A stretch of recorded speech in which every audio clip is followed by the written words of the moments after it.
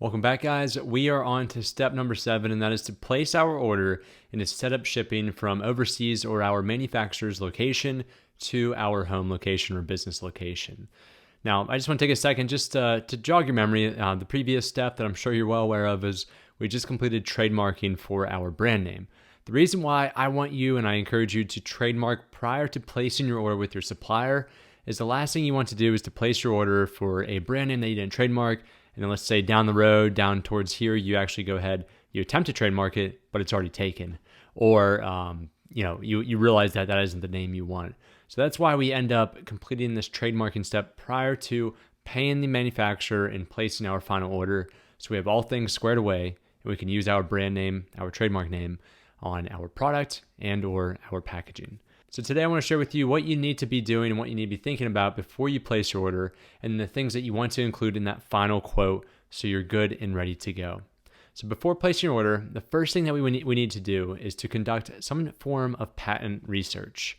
We will be using Google Patents today, which is a free resource and database that will allow us to search through the United States patent system. And we need to make sure that there aren't any existing designs that conflict with the design that we're purchasing, because it is illegal to infringe upon someone's intellectual property, such as a patent. Now, before you even do that, though, I would reach out to your supplier and say, hey, are there any existing patents that you're aware of in the United States that are similar or identical to the design that you're manufacturing? The second thing to ask them along those lines is, do you have any patents that are protecting this design in your country, being China more than likely, or within the United States? Chances are, if they're a larger manufacturer, they do have some type of or some form of patent to protect their intellectual property. So it's good to know that beforehand and make sure to ask them if there's any issue with you reselling this design with your brand on it. More than likely, there won't be.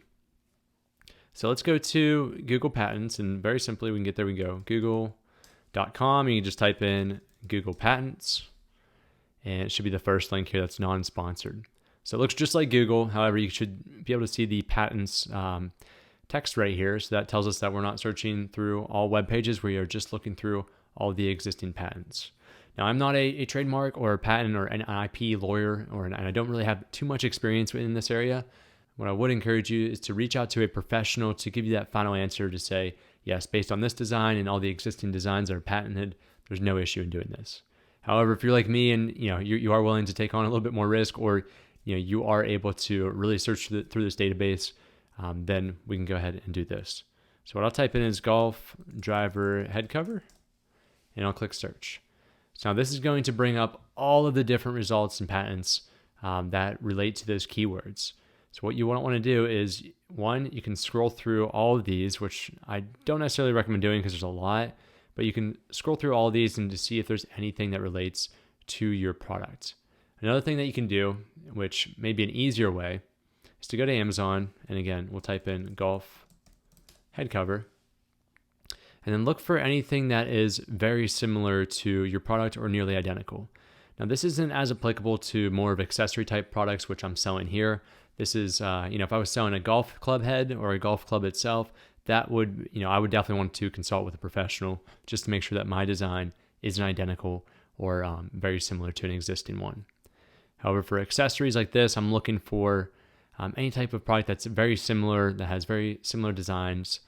And what I want to do is, if I do find one, let's just say that this one is pretty similar to my product, I'd want to go down here to where it says sold by, which is the seller for this brand. And then I want to go down to the business name. And this looks like it's some Chinese seller who's reselling these in the United States marketplace. Copy the business name, and then you can paste that into Google Patents. If they had any patents, it should pop up under their business name. Similarly, just like whenever you look here, TaylorMade Golf Company Incorporated, if I were to type in this, I should find all of their patents for that company. So it's a quick way, it's kind of a reverse method to see what's on the Amazon already. If there's something that's similar, identical, copy that business name, put it into here in Google Patents, and see if anything has been patented that would conflict with the design that you're looking to sell. All right, the second item here is the tax exemption A step. You should have already done this a couple steps ago, but if you have not, make sure to go back in the course, watch this video, and make sure you complete your tax exemption since you will be reselling this product. You should not pay sales tax to your supplier. The third item is shipping Incoterms. We already touched upon this when we were talking about suppliers and overall shipping, but make sure you request, at least for your first order, DDP, trade or shipping Incoterms, which is shown here. This just shows you along the shipping process who's liable, the seller or the buyer. You are the buyer, the blue area in this instance. So it's much less of a headache for you, although it's some added cost to add DDP. That way the supplier is liable to get those products the whole way to the final destination, which should be your home location without any issues. And whenever we talk about customs, that's where things tend to get tricky because there's paperwork involved and there are potential fees depending on how costly your goods are that you're importing. So let your supplier do that through DDP. If you're looking to save a buck, or in the future, if you want to set up your own shipping and handle that importation process, you can go with Xworks and you can definitely save some money per unit. All right, fourth, at this point, we did this previously, but calculate your margin. Know what your final margin is going to be with your product and verify that it'll be greater than 35%. The fifth item here is make sure that before you go ahead and you complete a payment to your manufacturer or your supplier, ask them for a 3D product image of your product and or your packaging. And in some instances, if you're working with a very reputable supplier, which in this case for the golf head cover we are, they were actually able to manufacture a single sample and they were able to send me pictures free of charge. So I'll show you some of those pictures now and just walk you through this process, what I've been doing on the back end. So through the chat with the supplier's representative, what I asked them is I wanted this whiskey cigar golf logo, which I created through Canva. I'm not going to take time to show you how I did that. It's very simple. Or you can ask the supplier, because they have a design team typically, you can ask them, hey, I want a logo at the top of my head cover that includes a cigar laying flat, and add some more description to it, obviously, and then say, I want a whiskey glass, and then I want a flag within the golf ball. So all they did is I exported a PNG file, which included this logo here, and I also told them that my trademark shown here needs to be at the bottom of the head cover. So what they were able to do is they put it into their 3D editing software, photo editing software, and they provided me a front and back 3D visual of what that looked like. Once I gave them the thumbs up, and again, this is all before placing an order, I said, okay, is it possible that you can manufacture this just so I can see what it looks like in life? Because, if you look at this 3D rendered version, it really doesn't look that good. I would not spend a couple $1,000s on this hoping that the supplier is just going to do a great job. So fortunately, they were willing to play ball with me, and they said, yep, we can go ahead and do that free of charge. We can only do one, for the sake of cost. So they ended up sending me this picture here with a white background, which was nice. So you can see my logo, my brand, which looks much better than the 3D version. And then the logo at the top here also looks much better than the one I created. Excellent, right? They showed me the back here, and then they also showed me what they plan to package it in, which is just a single unit poly bag. This is also free of charge, but if I wanted to take the extra step, I could have included custom cardboard packaging, but for my product, being a golf head cover and what's currently sold on Amazon, I'd say the vast majority of sellers are just putting these in poly bags because it's very easy to do so and it's much cheaper. So that's great. If your supplier can give you all of this shown here, that is just going to give you such great assurance that things are going to go well. If they can just give you the 3D copy, that's at least a plus. But if they're not willing to share with you what your product is going to look like, whether that's digitally or in real life, I would tend to look for a different supplier, or at least tell them, hey, I really need this so I know what I'm ordering. Shouldn't be an issue. All right, and the last thing you need to have on hand is just your credit card. I recommend using a credit card to complete all payments, whether that's a business or a personal credit card. It's much better. It's a much better form of payment instead of just using your bank account or a debit card in case of any fraudulent or scam activity. Okay, so what do we ask the supplier? So when you're chatting with them through Alibaba or directly through email, you want to ask them about these 10 items. Feel free to take a screenshot of this. This is very important because you don't want to miss anything in that quote, because at the end of the day, that's going to go into your contract, and that is what you're paying for, those terms. So when you reach out to your supplier, you want to include the total number of units in that, and make sure you know what a unit actually is, because to a supplier, a unit may just be one single item. However, they may advertise it as 2 items is 1 unit. So just confirm if there's any discrepancy of what you believe 1 unit to be, just confirm what's actually included within it once you say 1 unit. Second, make sure to include any customization. So if you're changing the color, or if you're adding a superior type of packaging such as cardboard or plastic, make sure you include that as descriptive as possible. And most importantly, right here, because it's the only way that you can get your brand registered on Amazon and to create a product listing and therefore make a sale, make sure that your trademarked brand name is either on the product, packaging, or both. It has to be on at least one of those, and it has to be visible to the customer. That way you can be approved through Amazon brand registry. And also tell them where you want that. I told them I wanted it at the bottom of my head cover. Do not leave it up to them because they may put it on a tag on the inside, and that could lead to potential issues with brand registry. The last thing I'll say on this trademark is it has to be permanently affixed. This is Amazon's terminology. You cannot just throw a sticker onto your product or your packaging and call it a day. You won't be approved through Amazon brand registry. So make sure that it's laser printed if it's on the packaging, or if it's stitched or some other permanent form onto the product itself. That's very important. The third thing here is the packaging requirements. Make sure you understand how they're going to package each individual unit. Otherwise, you are going to be responsible for packaging them, because Amazon does have packaging requirements, and you will have to put each single unit or each bundle that you have into some form of concealment, whether that's a poly bag or cardboard boxing. You will be liable for that if your supplier does not do it. So ask them to do that. Fourth here is a tax exemption. Tell them that you are tax exempt in the state that you resided. That way they can remove any sales tax from the quote. Fifth, add DDP. If you want to do X Works, I'll leave that up to you, but I highly recommend for your first order, DDP is the trade term or the shipping Incoterm to include. If your supplier has, shipping Incoterm is something we use commonly in the US. It's not as so much popular as far as what China uses. So if you're working with a Chinese supplier and they say, what is a shipping Incoterm? Just tell them the trade term needs to be delivered, duty paid, DDP, and they should recognize that. Sixth item here is your ship to address.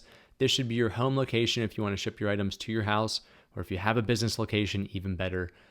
Make sure you provide that to them and you include the correct zip code. That's very important too. Seventh, confirm the ship date. This is something a lot of beginner sellers overlook and they don't ask for, and suppliers aren't, they are not obligated to tell you, hey, this is when we plan to ship it. If you can get a ship date out of them and to put it in the quote that, hey, they have to ship this within 2 weeks, or the scheduled date that you agree upon, that at least gives you a line in the sand and you can monitor them to make sure that they ship by that date. Otherwise, you could reach out after 2 weeks and say, hey, what's going on with my products? And they say, well, we didn't include a ship date, so we're going to get to it when we get to it, and it could take months at that point. They are not liable for anything unless they give you a ship date, so that's why it's important to include it in there. Eighth item here, another overlooked step for many beginner Amazon sellers, and that is to make sure that you include a split transaction and you do not pay in full for your entire order up front.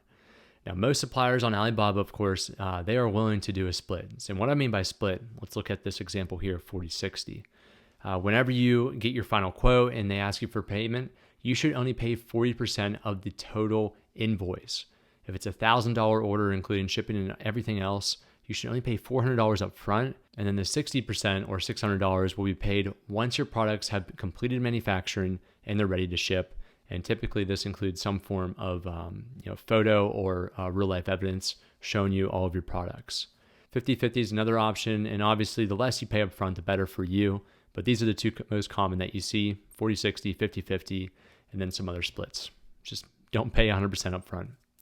Ninth is the inspection service. Whenever you're completing your order on Alibaba, you will have an option to add an inspection service where a third party will come in, they will verify the invoice to what's shown there, and they'll also look for defects.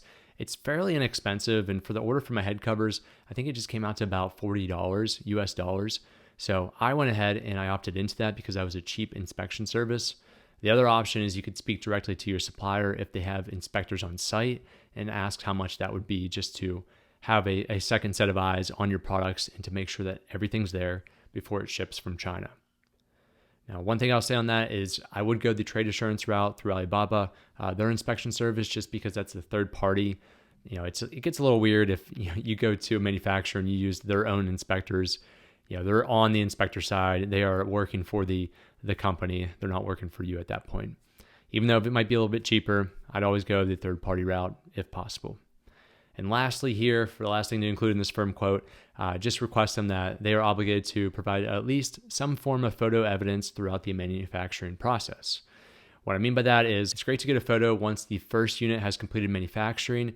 And if you want to add it, you can also ask them, hey, I need to see that first unit, and then I'll approve it, and then you can continue the line. It's pretty difficult to get them to do that. So I would be happy with just one photo once the first unit's completed manufacturing, another photo once all units have completed manufacturing, and another photo at least once everything's packaged and ready to be shipped.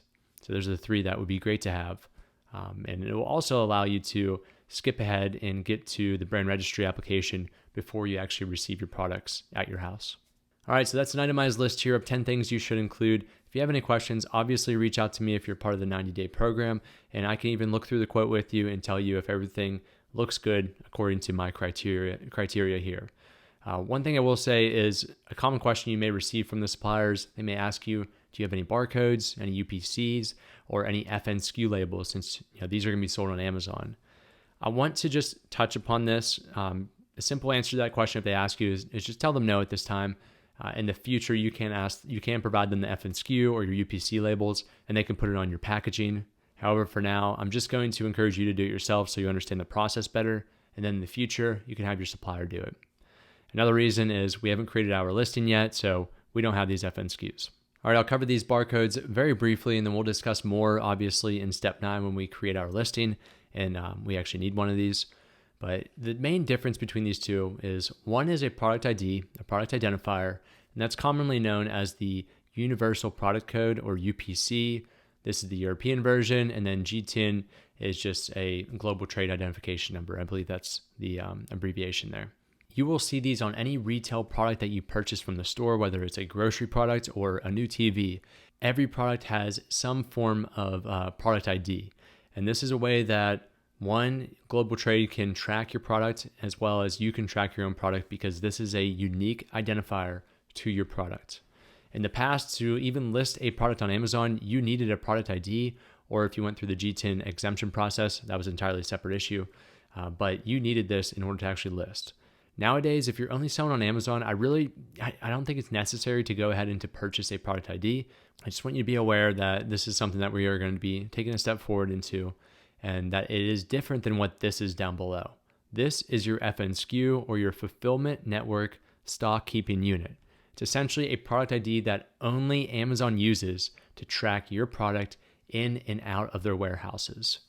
We can see the main differences here. So the UPC is a 12 to 14 digit number shown here, and then you have the barcodes, and then the FN SKU is shown here, and this will actually be your ASIN, which is your it's your identification number for your listing and your product.